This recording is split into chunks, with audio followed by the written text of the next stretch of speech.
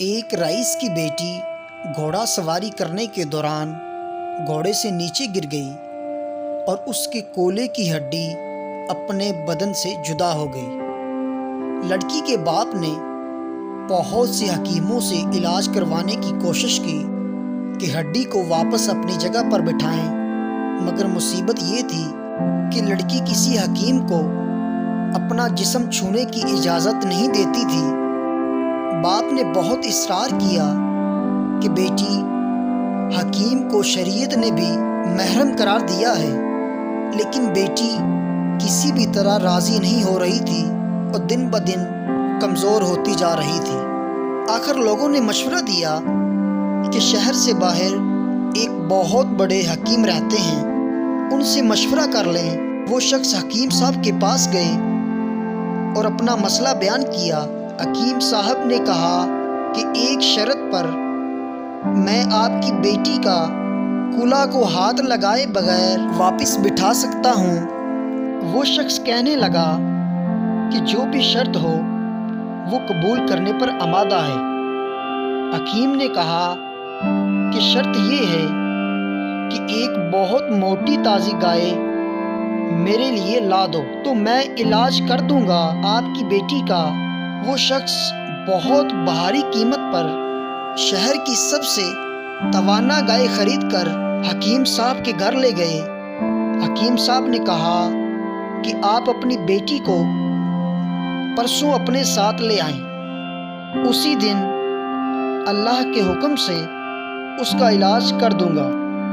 جب وہ شخص چلا گیا تو حکیم صاحب نے اپنے شاگردوں سے کہا کہ 2 دن تک نہ تو گائے کو گھاس کا ایک تنکا کھلایا جائے اور نہ پانی کا ایک قطرہ پلایا جائے۔ شاگرد حیران ہوئے کہ اتنی توانا گائے 2 دن میں بھوک اور پیاس سے مر نہ جائے، لیکن چونکہ استاد کا حکم تھا اس لیے تعمیل کے سوا کوئی چارہ نہ تھا۔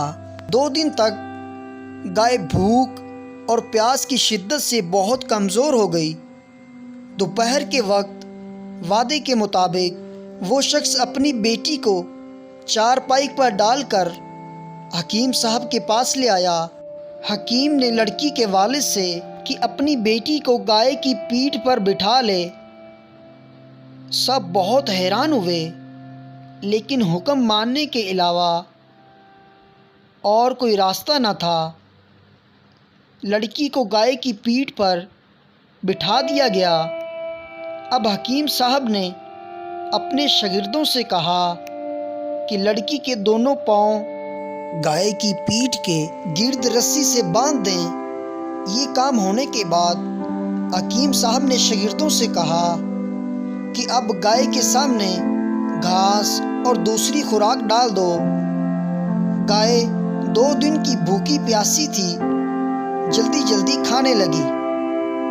حکیم صاحب نے اس کے سامنے پانی کی بڑی سی بالٹی میں بہت سا نمک ڈال کر رکھ دیا اور گائے تیزی سے پانی پینے لگی۔ پانی میں نمک کی آمیزش نے پیاس کی شدت اور بڑھا دی تو گائے ایک ساتھ بہت سا پانی پی لیا۔ گھاس اور پانی نے گائے کا پیٹ پھلانا شروع کر دیا اور لڑکی کی ٹانگوں پر دباؤ اتنا بڑھ گیا کہ وہ چیخنے لگ گئی۔ اچانک کھڑک کی آواز آئی اور لڑکی شدت درد سے بے ہوش ہو گئی۔ حکیم صاحب نے لڑکی کو گائے سے اتروا کر اس کے والد سے کہا کہ آپ کی بیٹی کے کولے کی ہڈی اپنی جگہ پر واپس بیٹھ گئی ہے اور یہ گائے آج سے میری ہے، یہ کوئی اور نہیں حکیم بو علی سینا تھے، جن کا نام بعد میں جہار داغ عالم میں مشہور ہو گیا۔ مزید سٹوریز کے لیے ہمارے چینل کو سبسکرائب کریں اور بیل کے آئیکن کو لازمی پریس کریں۔